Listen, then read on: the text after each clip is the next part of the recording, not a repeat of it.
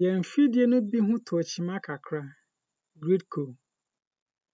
Wɔ memreda kɔtɔnema abosome no da a ɛtɔ so 9, ne kwasiada kɔtɔnema abosome no da a ɛtɔ so 8, wɔ afe mpem 2022 yi mu no, yɛnyene ahoɔden no hyia ɔhaw kakra.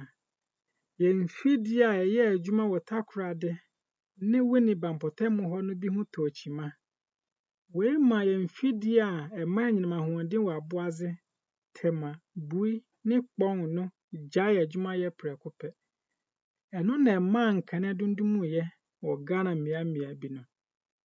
Ɛnigyesɛm ne sɛ, akɔsombo ne kpɔn thermal power mfidie no kɔɔ so bɔ adwuma kosii sɛ yɛsiesie mfidie ahodoɔ a ɛho atɔ kyima no nyinaa. GRIDCo ɛrehyɛ ɔmanfoɔ nyinaa bɔ sɛ yɛdwene mo ho na yɛbɛkɔ so ayɛ adwumasono sɛdeɛ ɛbɛyɛ na nkanea no agyina so na mode ayɛ adwuma pa na ma ɔman Ghana afa ne ntoma pa afira. Aseɛ hɔ asɛm. GRIDCo yɛ Ghana dwumakuo a wɔtɔn anyinam ahoɔden ma ECG.